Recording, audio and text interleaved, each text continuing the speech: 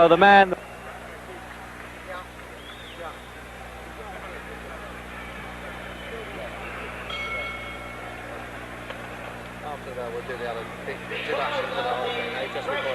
Ali can put on, and this really is a shock for the ex-champion when the official champion Joe Frazier gets into the ring to receive an award.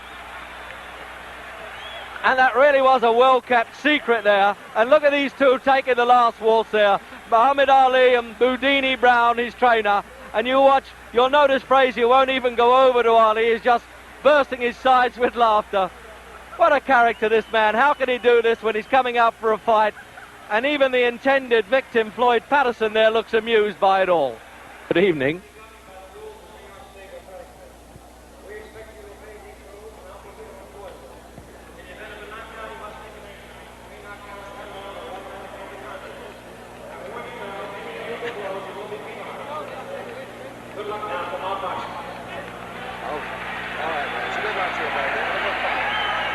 So that's it. You can get your comfortable ringside seat with us then for Muhammad Ali and Floyd Patterson.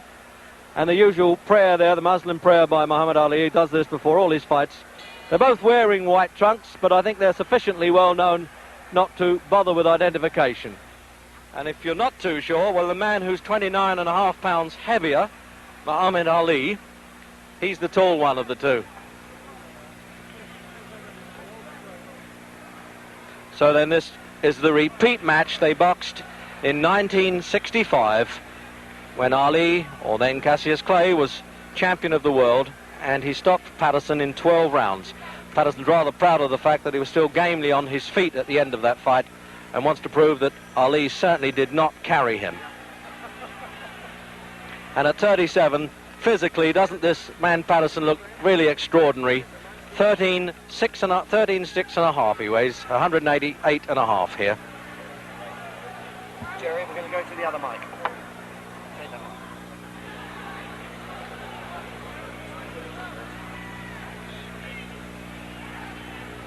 So now we'll find out whether Patterson, in what he describes as a peekaboo style, he puts his head between these high gloves, can just duck inside that long left hand.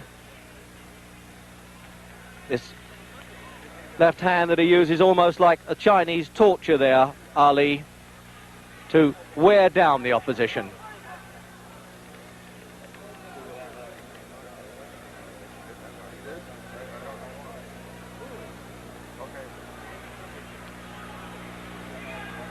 I think I'll be a bit surprised if Ali shows too much contempt for Patterson, because he does have, whatever else he doesn't have, a good left hook.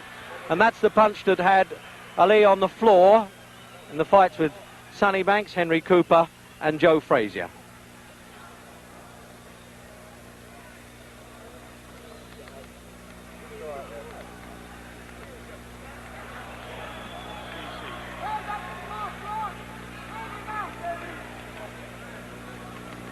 Just casual flicks, as you can see from the big man there. He really is an amazing mover. And at 30, as I say, he isn't getting any younger.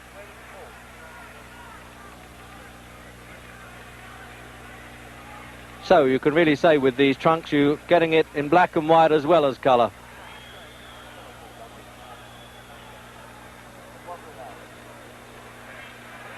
Now that's the leaping punch you may have to look for there. If Patterson can dive in with that left hook, he calls it a gazelle punch. He really leaps off the floor. That's really the only chance he has of tagging Ali.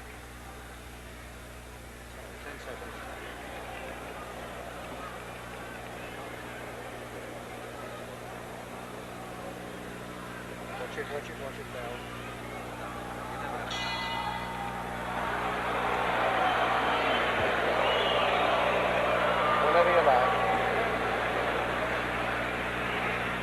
So at the end of that first round there, it looked to me as though Muhammad Ali had spent up so much energy shouting there at Joe Frazier, who was introduced into the ring before the fight, that he wanted to take it easy a bit in that first round. But I like the look of Patterson at 37. He really is incredible and could dance around quite a bit. Does not carry any superfluous poundage, but this man doesn't even consider it's worth sitting down at this stage.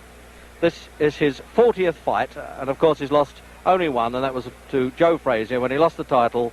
When I say lost the title, when he failed to win it back, actually, from Frazier in this ring last March.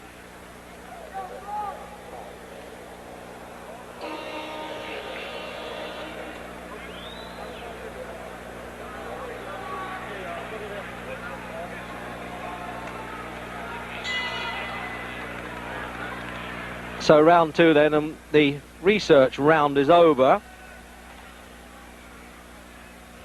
And Ali just flicking that left hand, but when he decides to put a bit of weight behind it, it is a hurtful punch. Now we'll see if Patterson can use these clusters of blows that he used to be famous for, combinations they call them in the American fight game. He puts them together, still fairly rapid, but it's a question of getting near Ali to do it. That's the problem.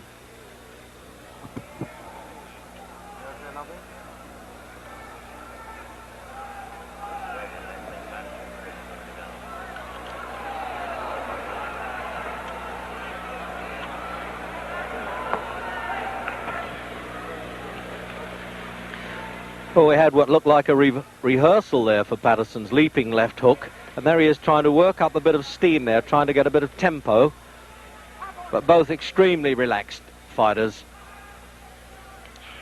And you can understand that when you have a man who's been 20 years a professional.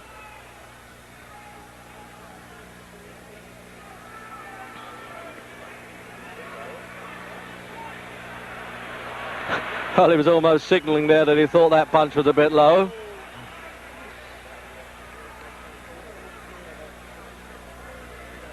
Not only does he hurt with this, Ali, he breaks up the concentration of the opponent. That's the name of the game. Keeps him at bay all the time.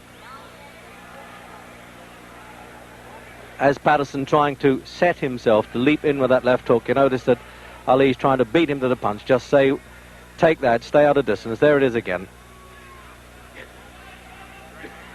Now you can really see that one coming. Unless Patterson's trying to show Ali that punch and then speed it up when he's least expecting it.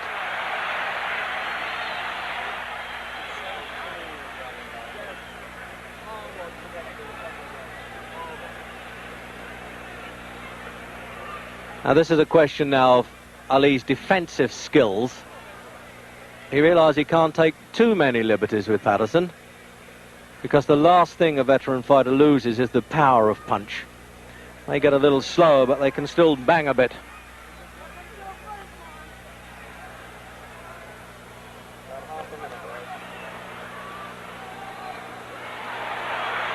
It looked a bit exciting to the bleachers, as they say, the backseaters here, but those punches weren't getting through. He was just brushing past Ali's shoulders with them.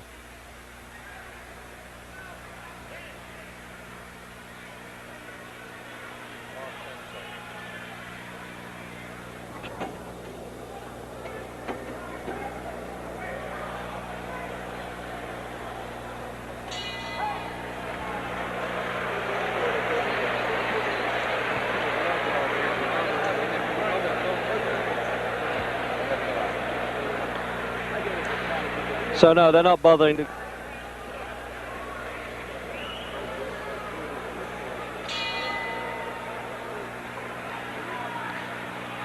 So into round three.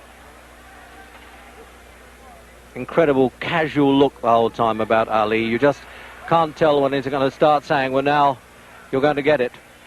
He's having a look at Patterson, as they say.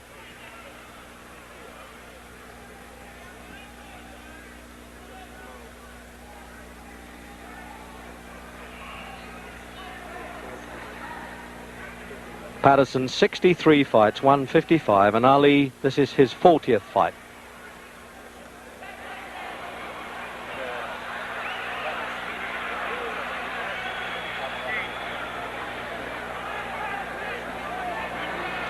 So that's the pattern, obviously. If Patterson is going to stand square, Ali's going to rip those punches up. But give it to Patterson, he has all the spirit in the world. He'll come back at him. He did this for 12 rounds in Las Vegas when he had a crippled back and kept going, and rather resents the criticisms that Ali was carrying him. Although, to be fair to Ali, he denies that.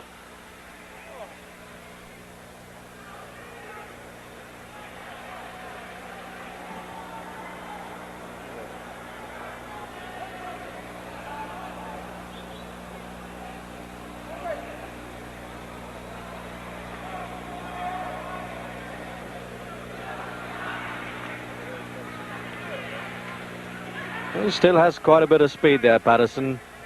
Obviously at 37, nobody can be quite the man they were, but Patterson reckons he's better now than he was at 30 anyway.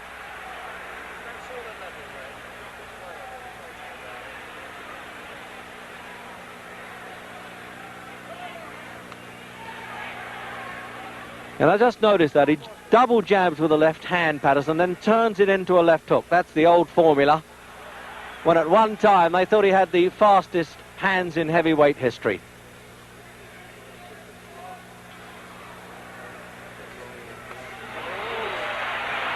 But now Ali's unloading on him a bit. The research rounds are over.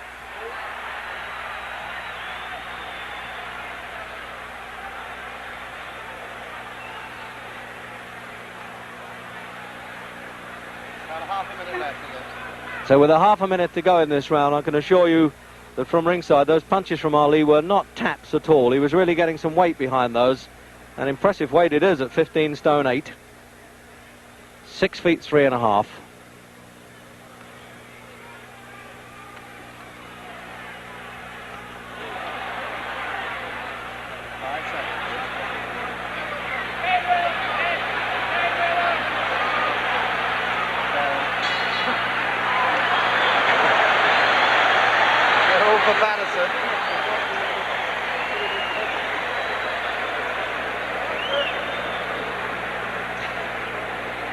Well, it's time, the old gentleman here, 30-year-old now, Muhammad Ali, wanted to sit down. He was standing up between those rounds. So let's have a look at slow motion.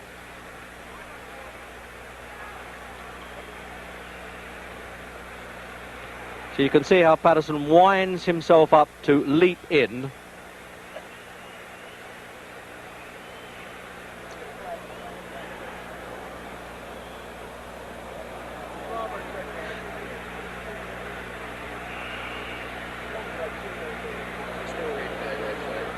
So this is still replay then of the third round.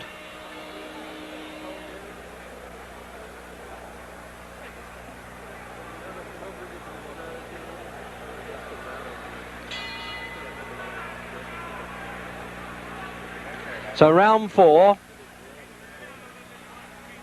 And it was Patterson who was off his stool first that time, and Ali decided he needed to sit down between rounds.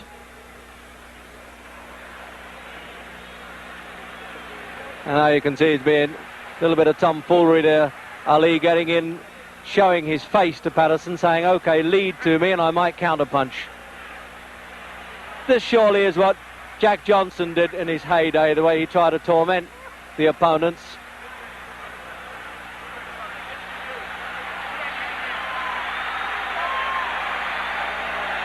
When you think that Patterson knocked out Ingemar Johansson, he knocked out Henry Cooper, defeated Archie Moore, and there he is, standing there with Ali, really taking liberties with him. But one wonders if he'll just risk that chin out a little too far.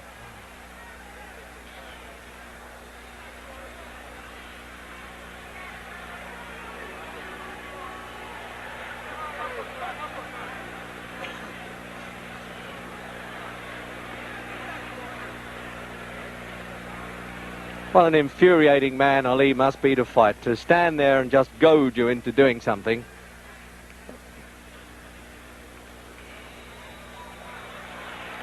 Now he's winding up that bolo punch, the right hand. You watch this, he'll probably do a twist underneath and right through the middle of Patterson's guard.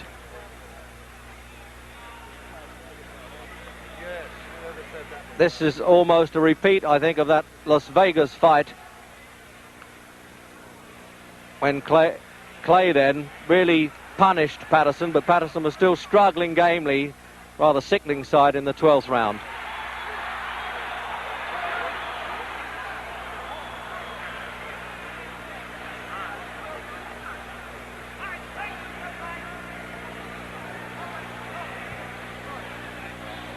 Just pulling a disturbing bandage off of Ali's hands. This happens so frequently in his fights. It happened with Jerry Quarry and with Oscar Bonavina. Of course, you can't get knocked out with a bandage, but it's a bit distracting.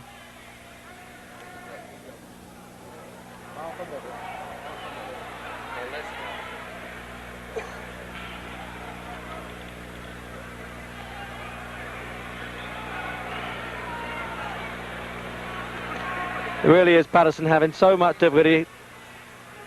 What does he do with this fellow? Apart from try to hit him, which he is trying to do.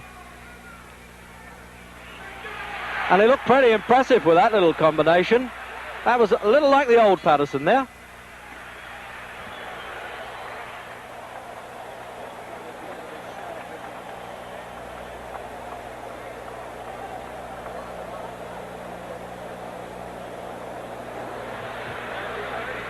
So there he is then, the man who went up to 16-2 this year against Mac Foster in Tokyo, but he decided to whip himself back into shape. He was in Detroit for 3 days last week, winning a court case on points, I think.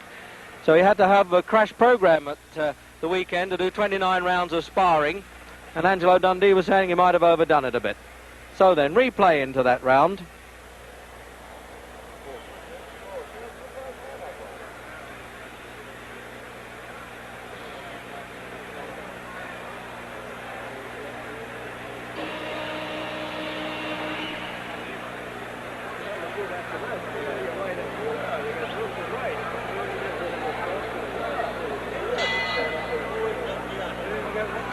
Into the 5th round, and it's scheduled for 12,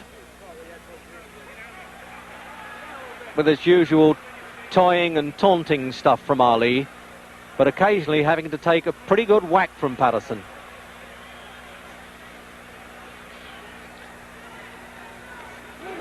Both of them former Olympic gold medalists. Both won gold medals at 18 in Helsinki and Rome.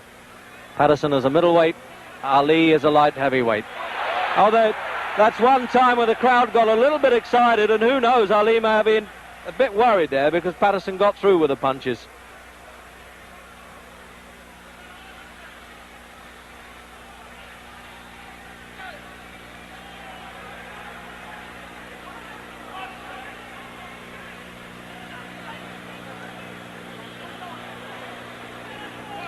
Trouble is, these Patterson successes always seem a bit short-lived.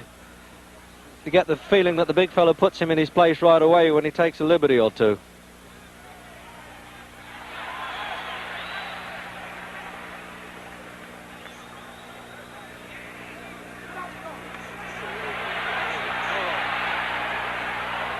So Patterson trapped there in his own corner, but none of the screaming from his seconds can help him. But the crowd always like a sidestep when the matador sidesteps the bull. They love that.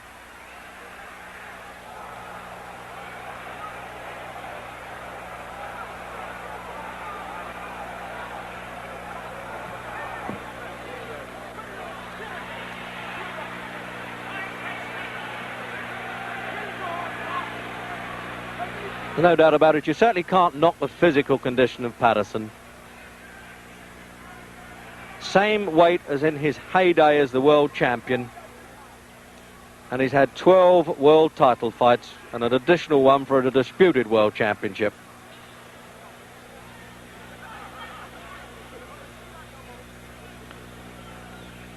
The referee having to keep on his toes even with these big fellas. Arthur McCanty, New York appointed, of course.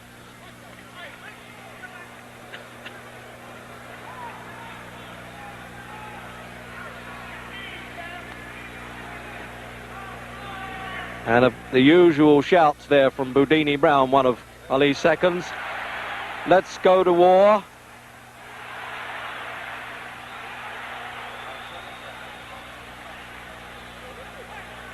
And the crowd really signal even the half successes by Patterson. They really encourage every flurry of blows that he throws.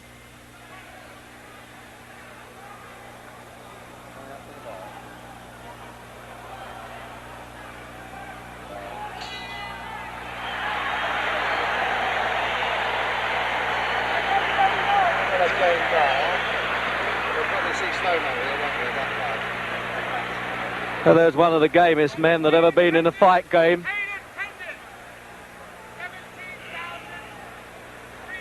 No doubt about it. You say, well, if you have $4 million in the bank and you've earned $8 million, why do I have to go on fighting? But this is what this man likes, and this is what he does best. And he really got through well there, Patterson. And there's the replay then.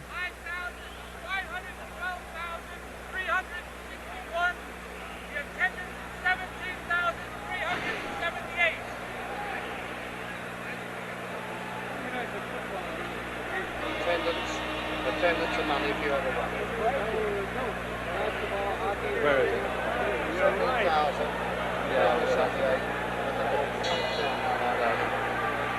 So the halfway stage, round 6 then.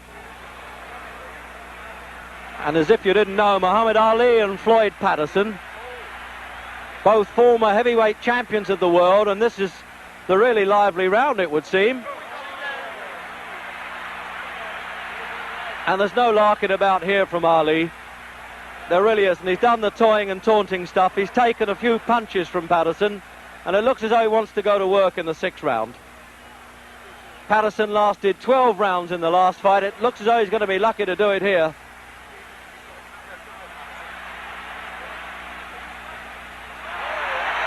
But that's what Ali gets for mixing it now.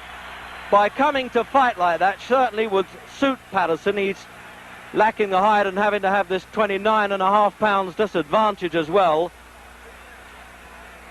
And when Ali comes to him, he has more chance with the counter punches.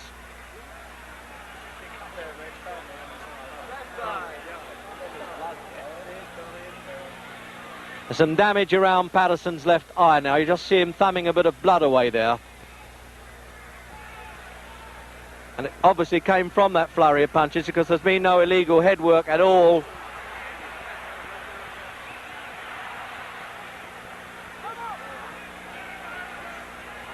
Well, this really is a punch-up in this round.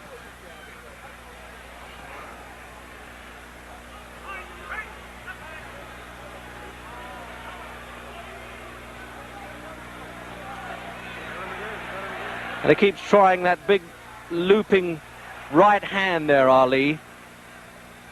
Sets his opponent up with the left hand. There it is again. And then tries to chop down with the right hand punch. Sort of a ripping blow that Ali uses. That's how he twice cut Henry Cooper in their fights.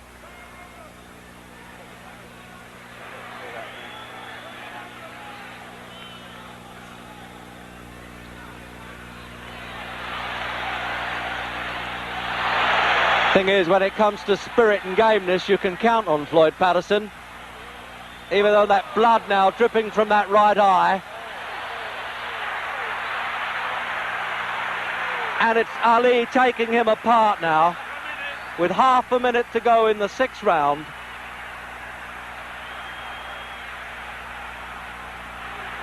But if Patterson gets back to the corner and gets a bit of revival, who knows? He may go on a bit longer than this.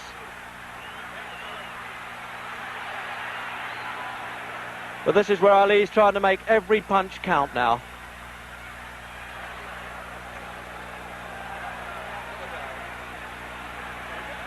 There was no real big betting in this fight, and you can understand why.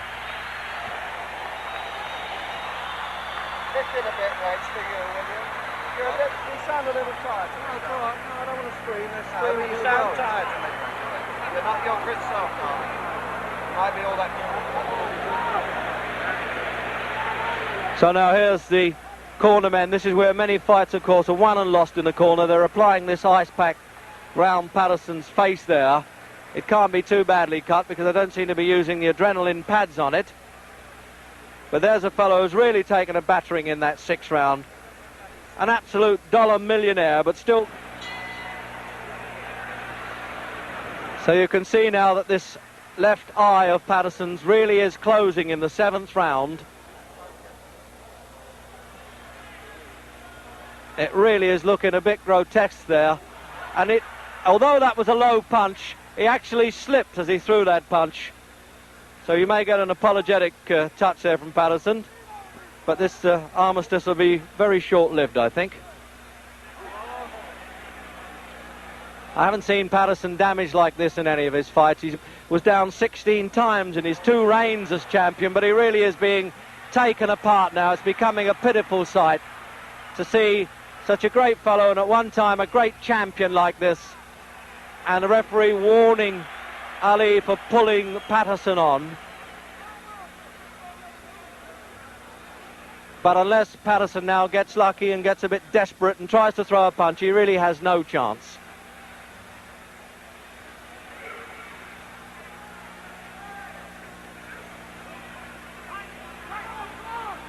I would have thought, obviously, that Patterson has trouble seeing these punches coming. It's bad enough to get out of the way of Ali's fast hitting when you've got two good eyes, but when one is closing, that really is trouble. And it's swelling fast, this injury. I'll be surprised if it goes longer than this round. The referee may leave it to the end of the round. He may let the seconds have another look at it and call the doctor.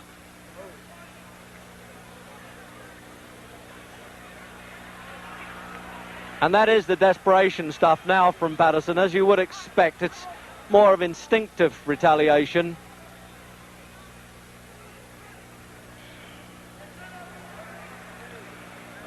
But he still has the pride of not having been knocked off his feet.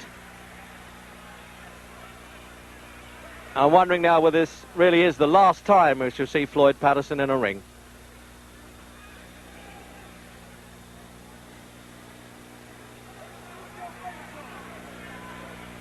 And I suspect there's a little bit of compassion comes there with Ali. He's not really turning it all on. But on the other hand, he might be doing Patterson a favour if he does.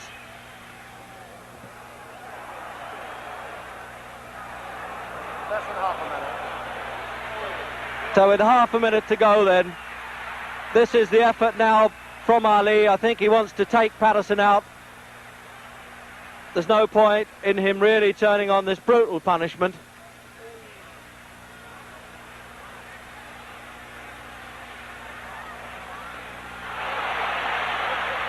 And he's bleeding quite heavily now, and the eyes swelling.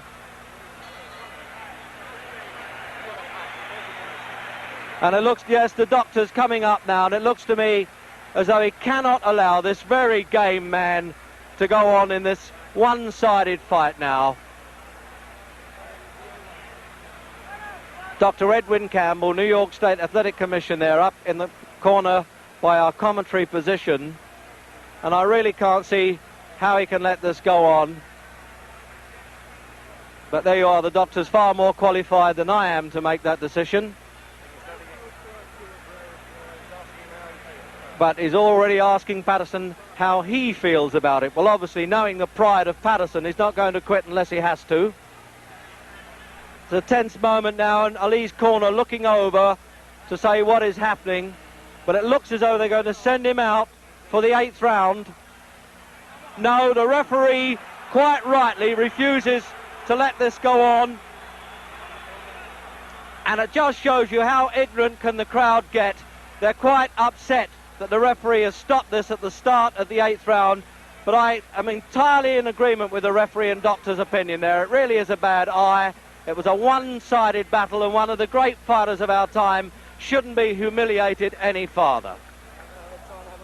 So now we'll try and have a word with both winner and loser. Where's that cup? It's okay, I didn't get permission. One of these guys is recognising me. Can I get in, fellas?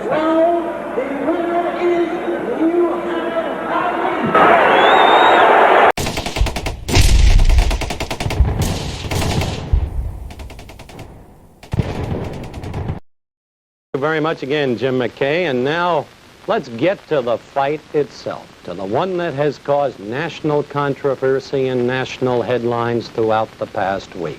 Let's go to the Central Maine Youth Center and fight announcer Johnny Addy. And the referee, ladies and gentlemen, the former heavyweight champion of the world, Jersey Joe Walcott.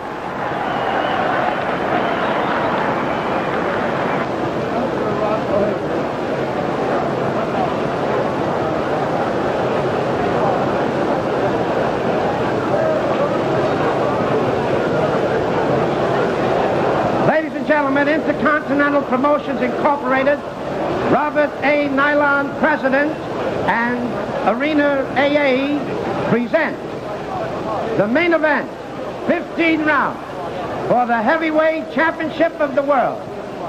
The principals, introducing from Denver, Colorado, he's wearing black trunks, he weighs 215 1/4. the former heavyweight champion and now the challenger, Sonny Liston.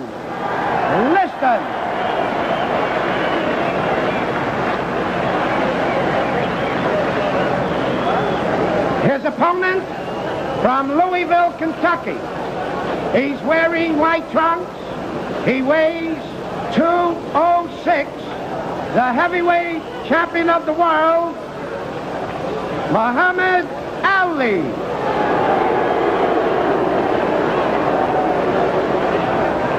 Ladies and gentlemen, J.C. Joe Walcott will now give the instructions.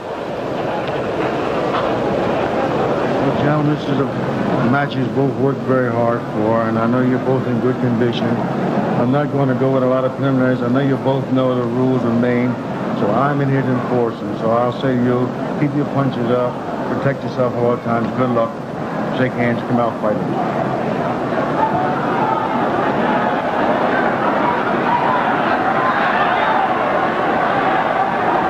We're just about ready to go. Muhammad Ali saying a prayer in his corner before coming out to meet the challenger. And did you notice the way Liston was sweating under those hot lights?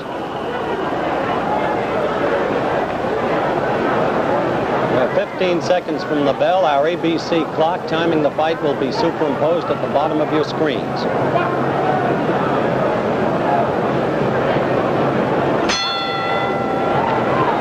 Here we go. Tactics the same as in the first fight. Established almost immediately. Clay moving consistently to the left, virtually in a circle. Liston relying upon the left jab.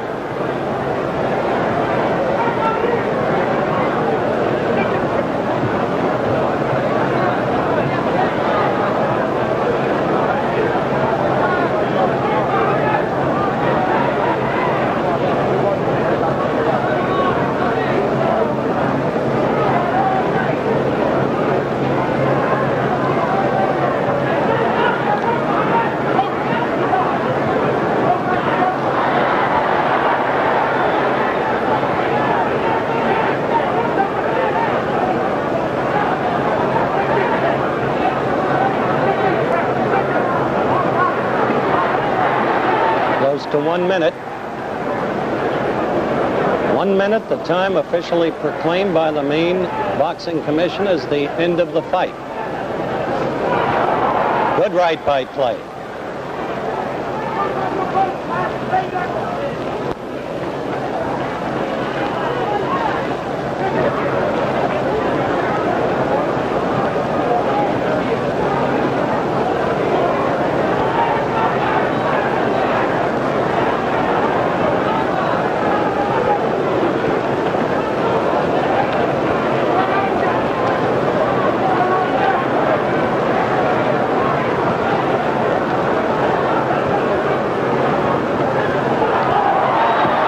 Did you see the punch?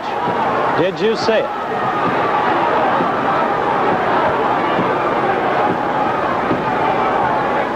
By the ABC clock, 1 minute 53 seconds was 10 seconds after Liston hit the canvas. Walcott never heard the official knockdown timekeeper. Liston never heard a count. Walcott leaves the fighters. Liston still has reflexes. Look at him duck. Now Walcott has gotten information that Liston was down for a count of 10 and more. And so the fight is over and Muhammad Ali is still the champion in a scene of bedlam, chaos, and confusion.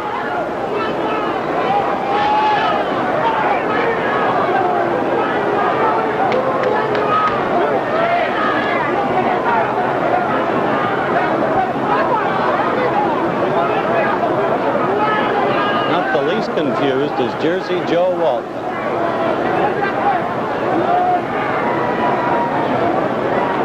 The Liston frustration. Bandages come off. There is the confused one.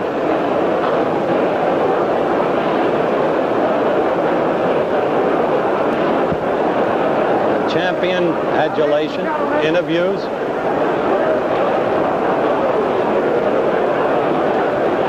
Gentlemen, the timekeeper Listening in 1 minute of the first round. 1 minute of the first round, the winner. 1 minute of the first round, the winner by a knockout. And still the heavyweight champion of the world, Muhammad Ali. Isn't that incredible that they should call it 1 minute? Off come the champion's bandages now.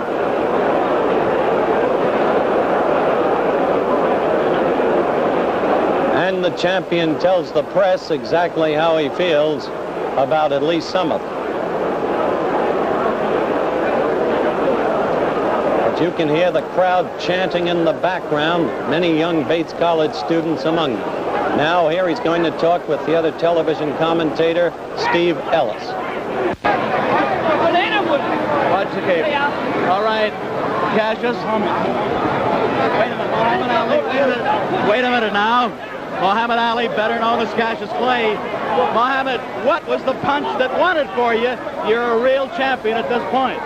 Well, the punch that won the fight for me, well, I believe was a left hook or a right cross. And one of the two, I really can't think because I was moving too fast. A left hook or a right cross? That's right. All right, now, did you think you were going to be able to do it in the first round? You did it in 6 rounds last time, Cassyus. Didn't I tell the world that I had a surprise? And that if I told you the surprise, you would not come to the fight. With me was Almighty Allah and his messenger, and I've been saying my prayers regular, living a righteous life, right. And as you see, what happened. Oh, wait a minute. Now, let me ask you this, if I may, Cassyus. Wait a minute. Muhammad. All right, no, wait a minute. Okay, all right, Muhammad, tell me this. Did you think that Liston hit you with any kind of shot that maybe hurt you, any whack toward the body? No, he hit at my body, but he hit my arms instead. He hit your arms instead. I'm a little too fast, Steve, to be hit by slow fellas like you seemed very confident at the beginning. Why were you that confident coming out? I'm confident because Allah's with me and his messenger, Elijah Muhammad. All right, now, Muhammad, tell me this. What did you really knock him out with the left hook and the right smash? Well, I would like to see the videotape if you have it. All right, do we have the videotape? Yes, we do. Show you more. All right, we have the videotape, and let's try for viewers all over the world see what we had. Beautiful footwork. I was getting ready to come in there with a pretty right, but he was in the way. He was in the way. Yes, I must say this was an easy payday. My shape was so good, it really surprised me. I came in at 2. Now you're going to hit him. Watch closely. Watch closely. Is it a right-hand counter? You tell us what it is. I think it was a right-hand counter, not the left hook that you talked about a while ago. Well, didn't I tell you that Liston said in my poem, I want the world to know that I apologize. This kid is so fast, he can't be touched, you know. Now watch this. Watch closely. He's still the aggressor, at least moving towards you. This is scientific action, you feel. I'm a creative fighter, just taking my time and watching him knock him out. The man is a little afraid. All of this talk about somebody coming in the arena with bombs and machine guns scared him to death. It didn't scare me, but it scared him. Well, now, Bodini, there it is.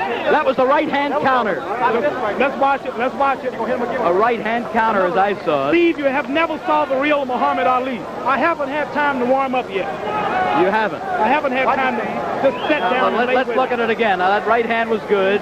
He aims toward the belly. He hit you under the heart there. Yeah, I didn't feel it. You didn't? No, let's watch it. I thank Allah for his messenger, Elijah Muhammad, for giving me the confidence to conquer all of this fear they tried to put in me here tonight. I don't want to overlook it. Describe this to us. Here he's coming towards you.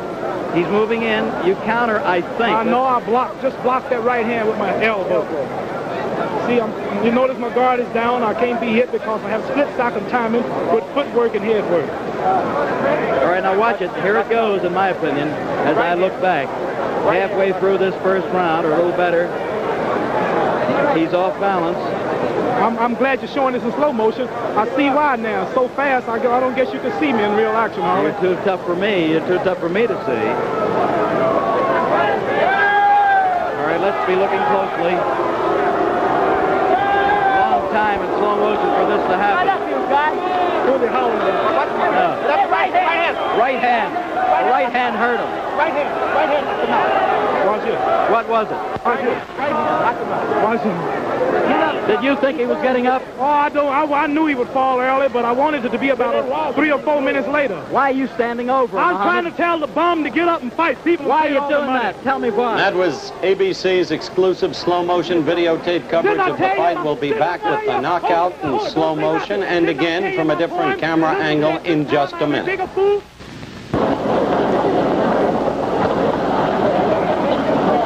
Now once again, here is the knockout in slow motion.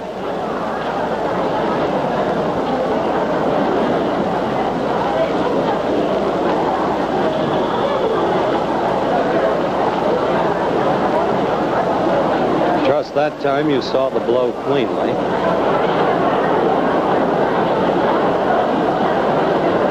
Now observe closely the extraordinary sequence of events that follows. First, the refusal of the champion to go to a neutral corner.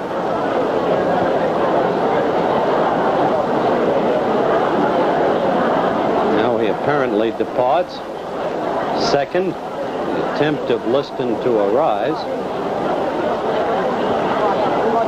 Apparently, he is unable to do so. Third, note the champion prancing about the ring. He has still not gone to a neutral corner.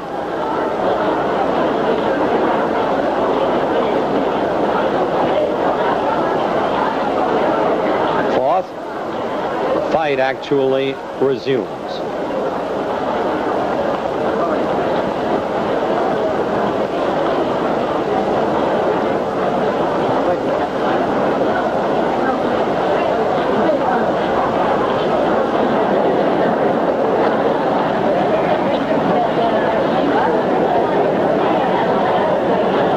As it does, the referee departs to answer a call from the official knockdown timekeeper's corner. Sixth, Liston still has reflexes. Note the way he ducks the clay barrage. And seventh, Jersey Joe Walcott returns. He has been advised that Liston has been down for 10 seconds and more and declares Muhammad Ali the winner. And now at regular speed, here is the other camera angle we mentioned earlier. Clay will be on your left as he renders the knockout blow.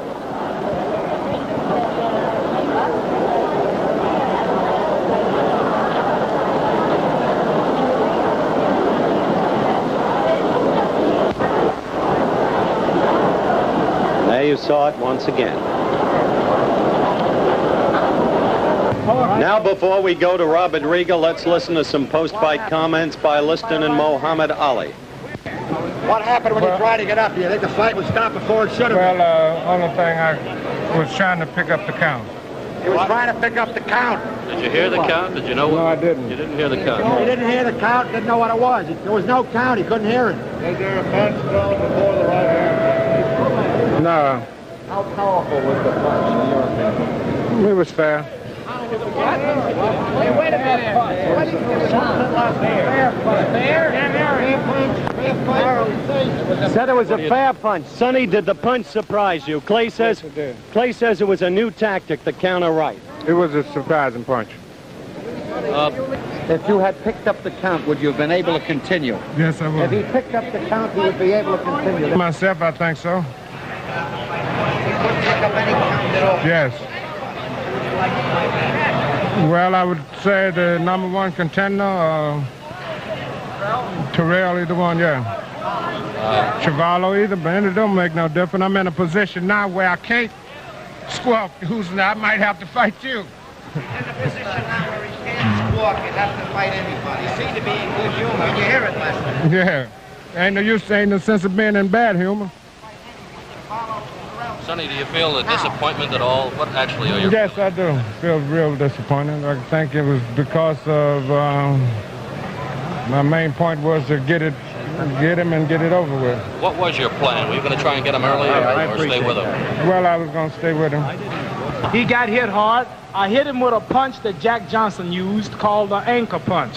Stephen Fetcher, the old great Hollywood movie star, as I told you, he's working with me, and we were in secret training on something called the anchor punch. And this is a punch that Jack Johnson took to the graveyard with him. Nobody knew it but Stephen Fetchert, and it's a twist-like chopped right hand that is hard to see. And I told a few of you fellas when you were at Chicopee, Massachusetts at my training camp, if you can remember clearly, I was demonstrating the right. Do you remember? Why don't you show us how it went, Jack? Do you? Yeah. How does it go? It's a snap punch, and you can't punch it until the man is coming in at you. That's like a head-on collision. One car doing 50, hitting the back of another car going 50, doing the same way, it's not much shock. But you turn the car around and bring them together head-on, it's a shock. So the man, I had to time the man with my rhythm and bouncing where he was coming at me and where I was meeting him, and just, that's all. Goodbye, a twist. And you can't see it, but if you were hit with it, all of you'll be out. Muhammad was... In boxing, when the championship of the world is at stake, defeat without punishment always creates doubts in the minds of the fans. I guess that's because of the great fighters we've had down through the years, the great fights, and the great pictures of those fights. Like this one, the day Jack Dempsey gave a tremendous beating to Gibbons in Shelby, Montana in 1923. Or this one, when Rocky Marciano won his world championship in the 13th round with his tremendous right hand to Jersey Joe Walcott's chin. There was never any doubt about this punch or about Marciano causing the damage. Or in the two fights with Izzy Charles and the tremendous punishment Charles took and Marciano's battered face. It was all there for everyone to see. But in Lewiston, Maine, in the last heavyweight championship fight between Liston and Clay, there was a great deal of doubt. This is the first punch of the fight. Clay throwing a right hand over Liston's left jab. This is Clay's second right hand, the one many people thought was the best punch of the evening. It caught Liston on the chin, but he kept on fighting. And this sequence shows precisely what happened and how the punch in question was landed. Clay was circling to his left, as he always did in the first fight and in this fight. Then Sonny Liston threw a 17th jab. He was short with it. He missed on all 17 jabs of the fight. You'll notice Clay's hands. Both his gloves are below his belt. He's circling to his left, on his toe, and then suddenly he brings his right hand up over Liston's jab and connects on the side of Liston's head. He's pushing off his rear foot. His power is coming all through his body. He has every intention of landing the blow. Liston crumples. His gloves come together, and now if you look at Clay's feet, he's swinging to the right. He seems to be off balance, but the punch has landed. And then he follows through with the left hook, but of course it misses as Liston goes down. This is the punch which so many people did not see. Another question is, for a man like Liston, who had never been floored before, how can one punch like this put him down, especially when thrown by Clay so early in the fight? There is one theory that's very interesting, and that's the karate idea. The idea that a fighter throwing a particular punch in a particular style, as Clay can do because he has this great balance, this great speed which you need in karate, and the fact of the twisting motion at the waist, which a karate fighter always has, and the way when you bring the glove up, you turn your fist over. The karate people call this focusing the punch. A hook is like this, a jab is like this, but a karate punch is like this. I don't say, or no one says, that Clay intentionally threw a karate punch or that he planned this punch, but because of the nature of his style of fighting, it's perfect for throwing such a punch. And perhaps landing here on Liston's head and throwing it in his style, which is natural to him, it was very effective. This could have done it. However, with all the slow motion tape, with all the high-speed film, there is one question to be answered, and one question which photography will never show. And that's, what about the integrity of a fighter, his courage and his skill and his desire to win? No camera showed it that night in Miami when Liston stayed in his corner, and no camera showed it in Lewiston. The immortals, Jack Dempsey and Rocky Marciano, will discuss this idea in a little while, but right now, the famous referee, Ruby Goldstein, and Howard Cosell. Thank you, Bob. And Ruby Goldstein is...